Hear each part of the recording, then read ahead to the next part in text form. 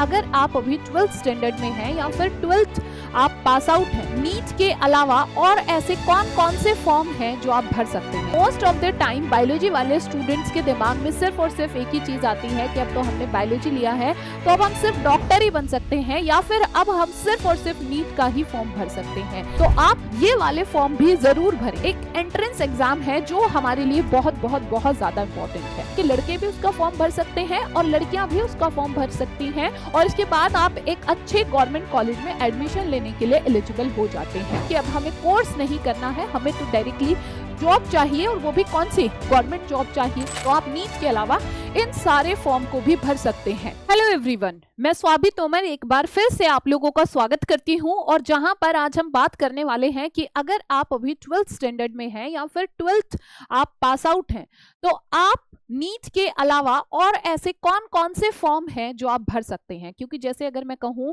तो most of the time biology वाले students के दिमाग में सिर्फ और सिर्फ एक ही चीज आती है कि अब तो हमने बायोलॉजी लिया है तो अब हम सिर्फ डॉक्टर ही बन सकते हैं या फिर अब हम सिर्फ और सिर्फ नीट का ही फॉर्म भर सकते हैं। लेकिन मैं कहती हूं कि आपके पास बहुत सारे ऑप्शंस हैं।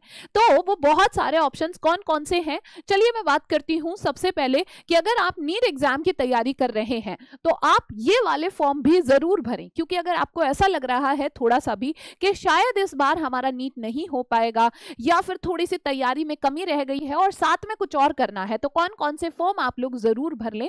आज के सेशन में हम लोग उसी पर ही बात करने वाले हैं। चलिए हम लोग सबसे पहले बात करते हैं यहां पर कौन सा एक एंट्रेंस एग्जाम है जो हमारे लिए बहुत बहुत बहुत ज्यादा इंपॉर्टेंट है।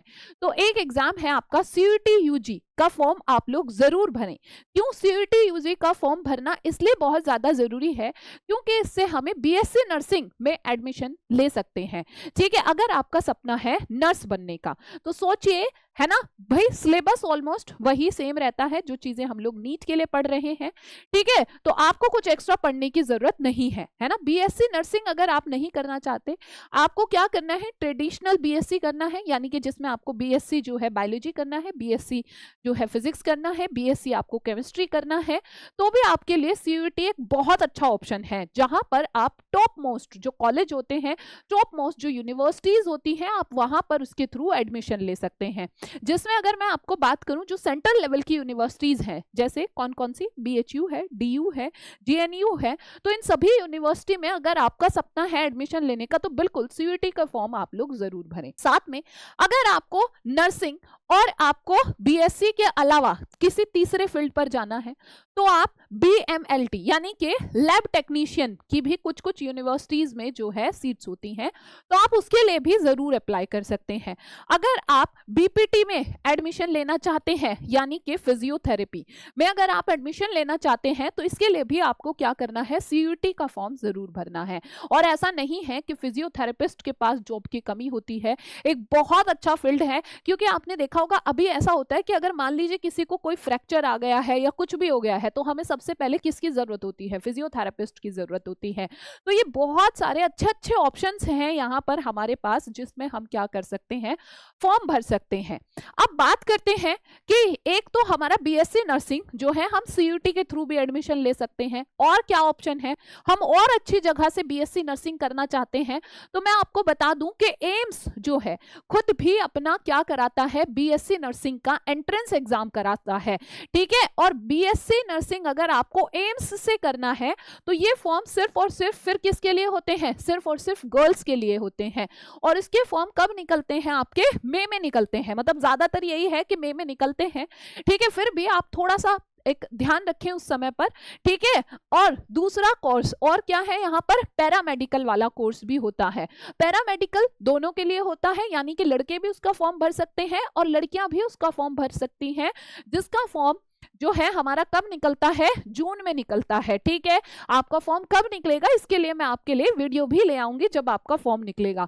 तीसरी चीज इसके बाद बात करते हैं, अगर हमें कहां से जिपमर नर्सिंग मतलब जिपमर से हम लोग नर्सिंग करना चाहते हैं तो जिपमर का अपना जो है अलग यहाँ पर क्या होता है, एंट्रेंस एग्जाम होता है।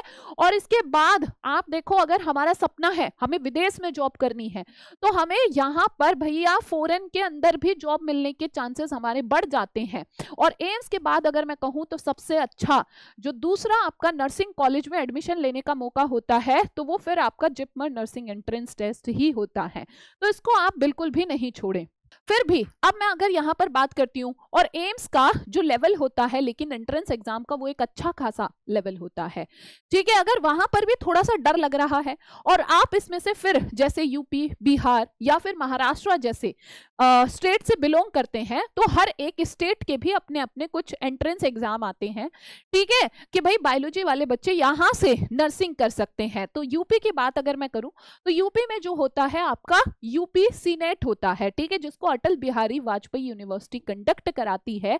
और इसके बाद आप एक अच्छे गवर्नमेंट कॉलेज में एडमिशन लेने के लिए एलिजिबल हो जाते हैं, ठीक है। ऐसे ही यहाँ पर क्या होते हैं, CP net, state paramedical exams भी होते हैं कुछ, और ये पैरामेडिकल जो कोर्सेज होते हैं अगर आप उसमें एडमिशन लेना चाहते हो तो उसके लिए एक बहुत अच्छी अपॉर्चुनिटी आपके पास है, ठीक है। अगर आप बिहार से बिलोंग करते हो तो बिहार का अपना अलग ही नर्सिंग एग्जाम होता है, BCECE होता है। अगर आप महाराष्ट्र से बिलोंग करते हो तो वहां का नर्सिंग एग्जाम आपका अलग होता है। तो ये हर एक स्टेट का अपने अपने स्टेट के हिसाब से अलग अलग होता है।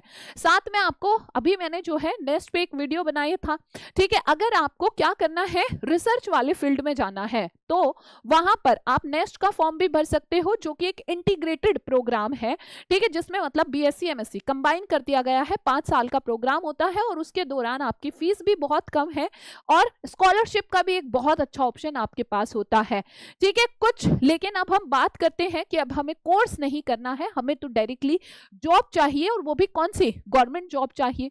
तो ये आपके डिफेंस और सेंट्रल वाले कुछ ऐसे फॉर्म होते हैं जो PCB वाले बच्चे डायरेक्टली अपना ये फॉर्म भर सकते हैं। जैसे अगर आपको जाना है इंडियन नेवी SSR में, Indian Air Force group Y medical assistant जो BSF, CRPF, CISF में होता है, ठीक है, असम राइफल, ठीक है, टेरिटोरियल आर्मी। तो बच्चों ये कुछ एक ऐसे एग्जाम हैं जिनका फॉर्म आप भर सकते हैं, और इनके लिए अगर आपको पूरी जानकारी चाहिए तो जो हमारा डिफेंस वाला चैनल है, ठीक है, वहां पर आप जाकर के देख सकते हो जहां के कौन से एग्जाम के लिए क्या एलिजिबिलिटी है, क्या आपका एज है, ठीक है, एग्जाम पैटर्न कैसा है। तो आपको उस चैनल से, हमारे डिफेंस चैनल से, ठीक है, पूरी जानकारी इसके बारे में मिल पाएगी। तो देखिए आपके पास नीट के अलावा कितने सारे ऑप्शंस हैं कि अगर आप PCB स्टूडेंट हैं तो आप नीट के अलावा इन सारे फॉर्म को भी भर सकते हैं, ठीक है। आई होप ये इंफॉर्मेशन आप लोगों के लिए बहुत ज्यादा यूजफुल रही होगी, और आपको ये इंफॉर्मेशन कैसी लगी मुझे कमेंट सेक्शन में जरूर बताना है। Thank you everyone.